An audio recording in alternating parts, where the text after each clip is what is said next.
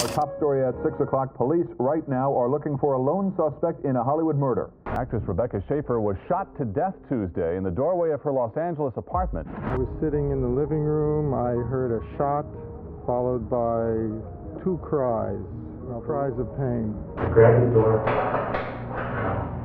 Gun still in there. It was wrong. Grabbed on the chair. This. Em 18 de julho de 1989, um fã obcecado por uma atriz famosa acaba tirando sua vida de forma cruel em frente à sua casa. Segundo o autor do crime, uma música em específico da banda U2 teria sido o fator determinante para que ele cometesse o crime. Eu sou Gabriel Cesário e no vídeo de hoje do Véu do Desconhecido iremos falar sobre o assassinato de Rebecca Schaeffer e a suposta ligação com a música Exit, da banda U2.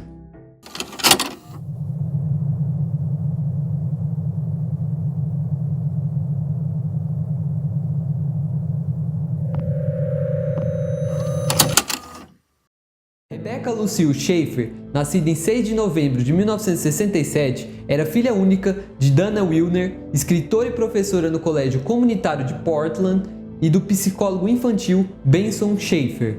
Rebecca cresceu em um lar judaico na tranquila cidade de Eugene, no Oregon. Desde pequena, ela era o centro das atenções de sua família, que a via com grande admiração e orgulho. Além de ser incrivelmente inteligente para sua idade, Rebecca também demonstrava uma determinação e maturidade incomum. Apesar de sua paixão pela carreira artística, Rebecca chegou a cogitar seguir outro caminho, considerando se tornar rabina em respeito à sua formação religiosa. No entanto, a vontade de atuar acabou prevalecendo sobre os ensinamentos judaicos e os desejos de seus pais.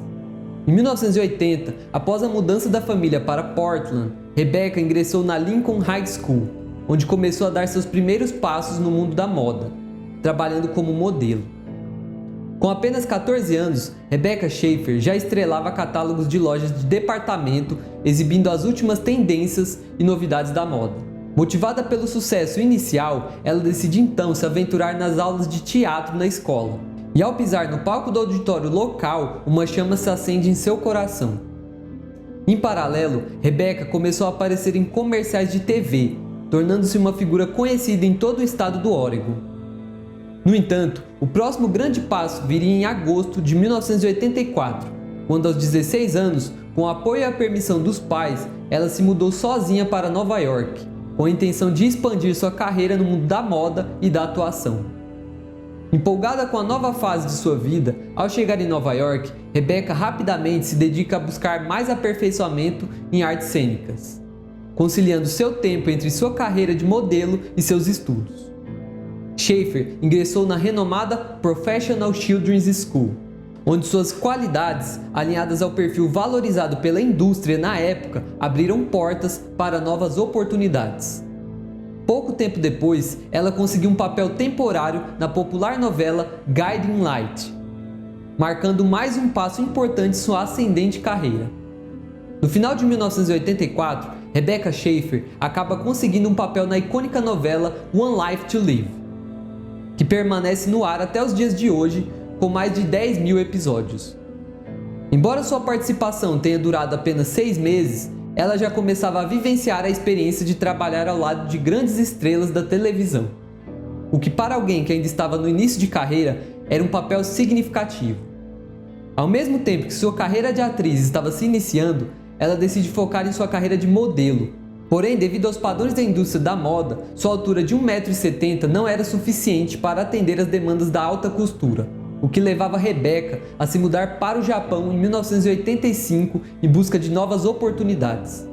No Japão, a atriz ainda acaba enfrentando o mesmo problema e por conta da falta de oportunidades, sua estadia no país leva apenas alguns meses, fazendo com que ela retornasse aos Estados Unidos para focar novamente sua carreira artística. Em 1986, Rebecca Schaeffer consegue então um pequeno papel na comédia Radio Days, de Woody Allen. Porém, quase todas suas cenas foram cortadas, restando apenas uma cena curta.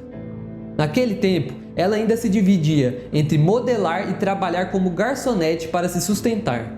Durante uma de suas sessões de fotos para uma campanha de joias, Rebecca Schaeffer atrai a atenção de alguns produtores que estavam montando um elenco de uma nova sitcom chamada My Sister Sam. Intrigados com o carisma e a presença dela diante das câmeras, os produtores a convidaram para fazer um teste para um papel importante. E foi ali, sem saber, que Rebecca estava prestes a dar um dos passos mais importantes de sua carreira. Rebecca conseguiu o papel de Patricia Russell, uma adolescente que, após perder os pais, sai do Oregon e se muda para São Francisco para viver com sua irmã mais velha, Samantha. Durante as gravações, Rebecca chegou a dividir a casa com sua co-estrela Pam Dawber, na qual formou um laço muito próximo na época. Com as gravações de My Sister Sam a todo vapor, Rebecca Schaeffer se muda para a Califórnia e a série se torna um verdadeiro fenômeno entre o público jovem graças ao seu tom leve e familiar. O impacto da fama começou a ficar evidente para Rebecca de maneiras inesperadas. A atriz começa a receber diversas cartas de fãs e presentes no estúdio onde trabalhava com frequência.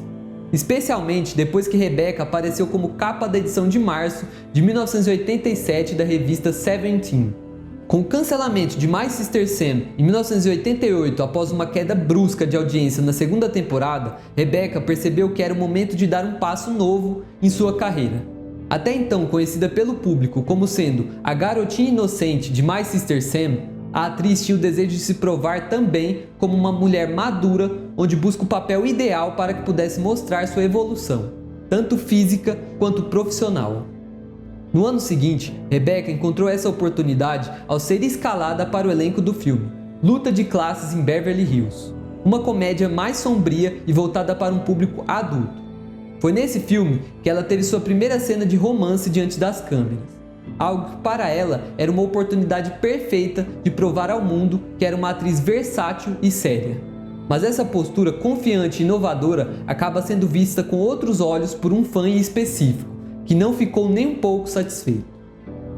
Robert John Bardo nasceu em uma família marcada pela instabilidade.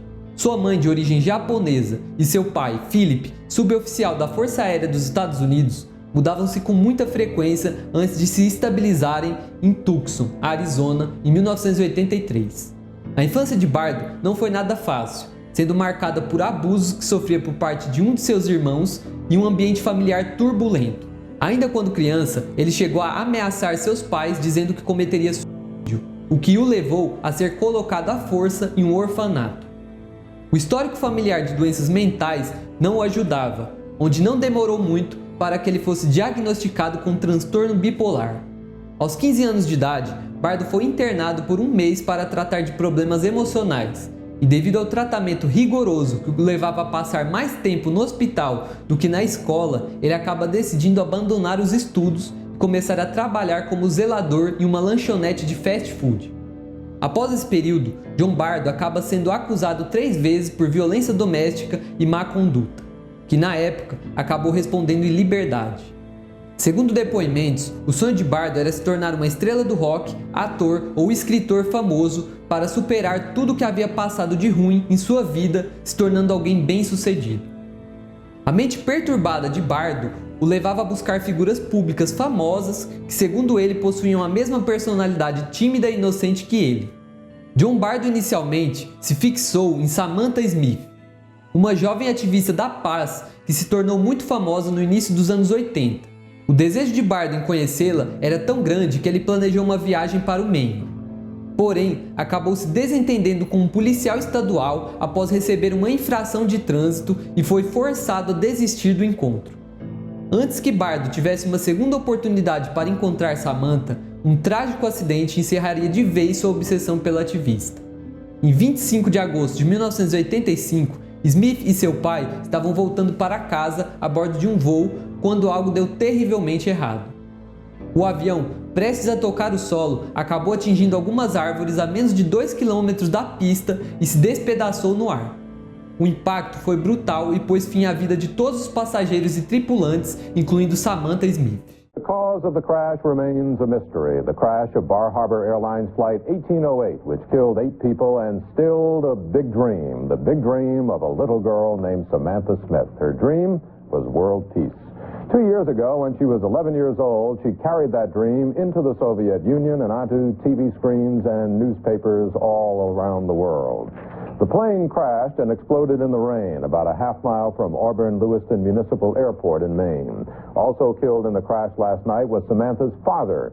The flight of the Beechcraft turboprop had begun in Boston. The Smiths were heading home after spending 2 weeks in England, where the 13-year-old girl was pursuing an acting career. A notícia da tragédia se espalhou rapidamente e o mundo chorou a perda de uma jovem cuja vida foi interrompida antes que pudesse realizar seus maiores sonhos. Para John Bardo, a obsessão que havia girado em torno de Samantha foi apenas canalizada para um novo alvo. Assim como milhares de americanos, John Bardo acompanhava fielmente todos os episódios de My Sister Sam, onde acabou se identificando pela personagem Patty Russell, interpretada por Rebecca Schaeffer. Bardo então começa a enviar centenas de cartas para Rebecca Schaeffer, que surpreendentemente acaba respondendo uma delas. Motivado pela resposta carinhosa da atriz, Bardo, em 1987, resolve viajar até os estúdios da Warner Bros. Em Los Angeles para conseguir contatar Rebecca e entregar seus presentes pessoalmente, que incluíam um urso de pelúcia e uma carta, porém é barrado pela segurança e orientado a retornar para casa. 3 meses depois, Bardo resolve tentar novamente. In that trip, he had contact, for reasons that get described later, with Jack Egger.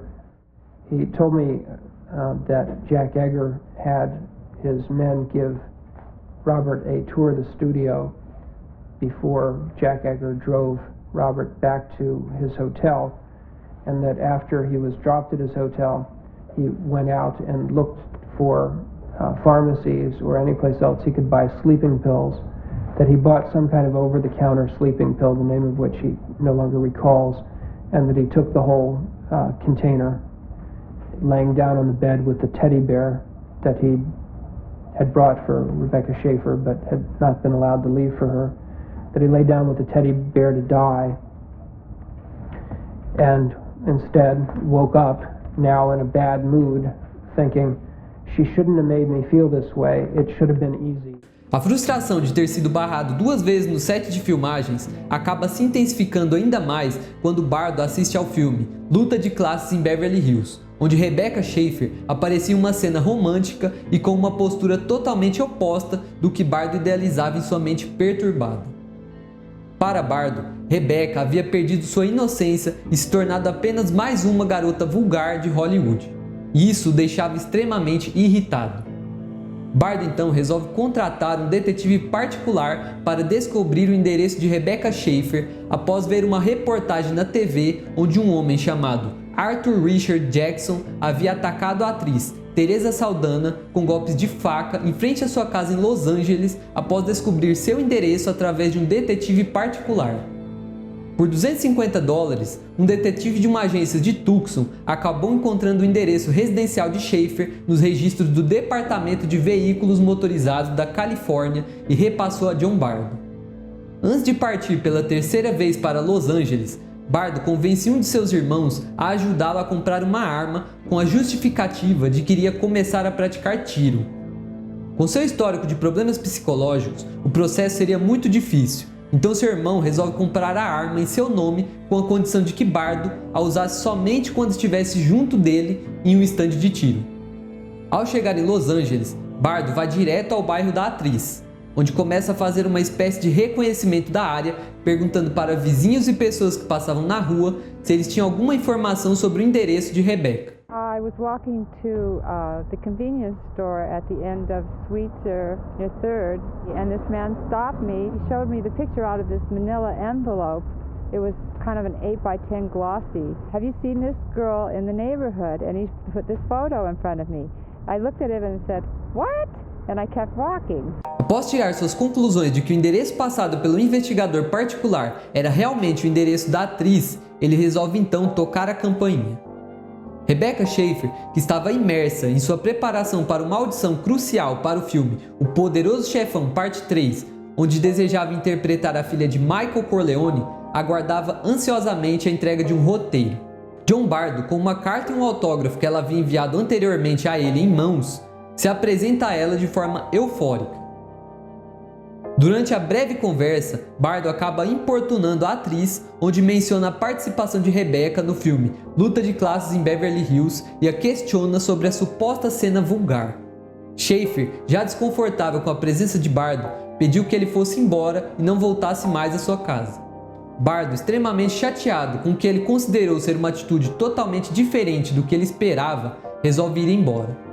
Ele então para em um restaurante próximo da residência de Schaefer para tomar um café da manhã, onde acaba tomando uma decisão cruel. Bardo retorna à residência de Rebecca Schaefer e toca a campainha novamente. Schaefer abre a porta e se surpreende ao ver o fã obsessivo novamente. Antes que a atriz pudesse reclamar de sua inconveniente atitude, John Bardo saca seu revólver e dispara no peito da atriz a queima-roupa, que cai no chão imediatamente perguntando por quê. And then I look, and I see him down the hallway. I was like so happy staring. I was like, it's like, there she is. I don't have to shoot any security guards to get her. And she's right there in front of me, And she's just like this. It's me and her, That's like what most guys who fantasize about seeing their favorite celebrity, And this was it. It's just me and her, talking to her, I wasn't focusing too much attention on it, but it seemed like she set up. You mean to come to my door, just give me a litter, come again, Like she was like I was bothering her, and I thought that was such an arrogant statement, That she was mumbling. She sounded like a little kid, She sounded like a little. She had some kid voice, like she sounded like a little brat or something. I thought that was very callous thing to say to a fan. I grabbed it with this hand. I grabbed the door. Gun still in the bag. Reached around, grabbed it on the chair. This. Boom! The blood hit her hair. Blood squirted out. And she was just screaming. Screaming. Screaming. Oh my God. And I was like, oh my God.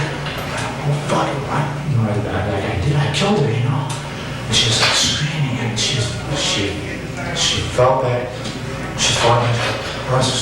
This, she's constantly doing it. She hit the ground. She was going, what? And I was looking at her. Oh my God, I killed someone. Oh no, because no, I can't. No, I couldn't pull back the action. I just did, And she was going, why?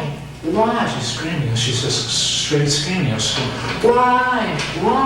Bardo então foge da cena do crime e descarta uma cópia do livro O Apanhador no Campo de Centeio, jogando em um telhado próximo da cena do crime. Outra cópia do livro O Apanhador no Campo de Centeio também foi encontrado com Mark Chapman após atirar em John Lennon em 1980. Apesar de negar que teria se inspirado no ocorrido para disparar contra Rebecca Schaefer, Mark Chapman revelou em uma entrevista posterior ao ocorrido que John Bardo havia mandado algumas cartas a ele perguntando como era a vida na prisão. No dia seguinte ao assassinato de Rebecca Schaefer, o caos gerado por Robert John Bardo finalmente encontrou um fim. O chefe de polícia de Tucson recebe a notícia de que havia um homem correndo freneticamente no trânsito da rodovia interestadual. O pânico e a agitação de Bardo estavam evidentes para qualquer um que o visse. E segundo testemunhas, ele gritava, eu matei Rebecca Schaefer. Quase que como uma peça final em um horrível quebra-cabeça, Bardo foi detido pelas autoridades. Sem hesitar, ele confessou o assassinato de Schaefer. Bardo was taken into custody here in downtown Tucson Wednesday morning. Police say he was darting into traffic along this interstate highway, reportedly screaming at passing drivers that he had killed Rebecca Schaefer.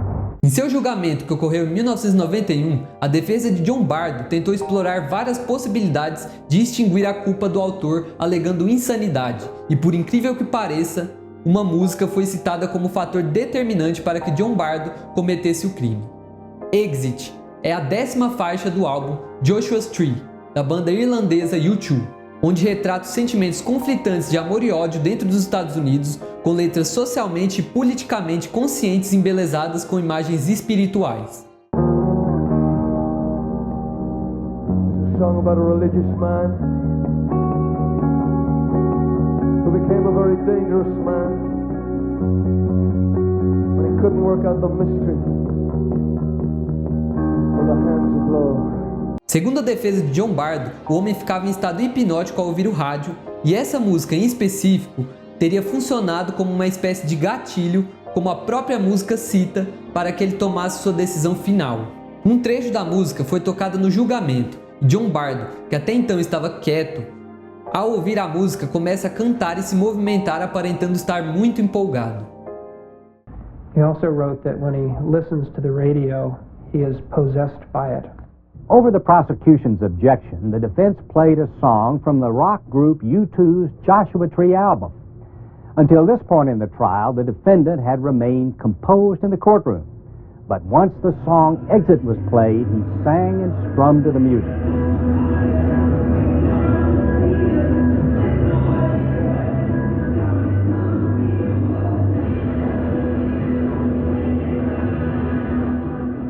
Dr. Dietz testified that Bardo told him that lyrics from the song The Pistol Weighed Heavy helped send him on his mission. Apesar da tentativa de convencer o júri sobre a suposta influência da música sobre a mente perturbada de John Bardo e as alegações de que Bardo era esquizofrênico, o júri decidiu sentenciar o acusado à prisão perpétua sem possibilidade de liberdade condicional.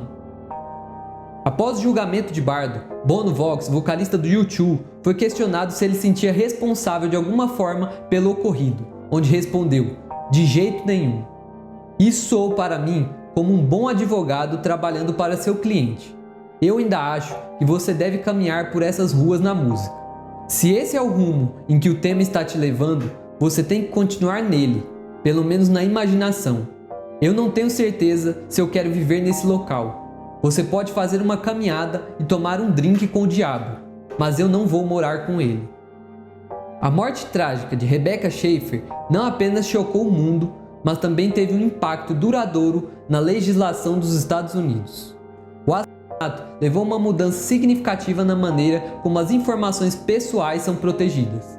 A partir de 1994, a Lei de Proteção à Privacidade do Motorista foi promulgada, estabelecendo restrições rigorosas sobre a divulgação de endereços residenciais através do Departamento de Veículos Motorizados. Essa legislação visava evitar que informações privadas caíssem nas mãos erradas, protegendo assim indivíduos de perseguições e ameaças. Além disso, o caso de Schaeffer desempenhou um papel crucial na aprovação das primeiras leis anti-perseguição na América, que foram implementadas em 1990. Essas leis visavam proteger indivíduos contra perseguições e assédios, estabelecendo medidas legais para combater e prevenir esse comportamento invasivo. A tragédia não apenas destacou a necessidade de maior proteção para as figuras públicas, mas também trouxe à tona a importância de garantir a segurança de qualquer pessoa ameaçada por stalkers. Pouco tempo após a morte de Rebecca Schaeffer, seus colegas de elenco da série My Sister Sam se uniram para prestar homenagem à atriz e levantar a voz contra a violência armada na gravação de um anúncio de serviço público para o Center to Prevent Handgun Violence. Esse gesto não apenas homenageou a memória de Schaeffer, mas também visou aumentar a conscientização sobre os perigos das armas de fogo e promover medidas para prevenir a violência armada. Schaeffer's loved ones went to work, filming this PSA about gun violence. On set were Schaeffer's parents and her boyfriend, Brad Silberling. We're the cast from My Sister Sam. Rebecca Schaeffer was only 21 years old. Every year in America, 23,000 people are killed by handguns. After Rebecca was killed, Pam Dauber, I think, was the first to organize things. I think she really mobilized the cast. So that out of all this horror, something positive could come. I think everybody has just the feeling that enough is enough. Somebody has got to do something.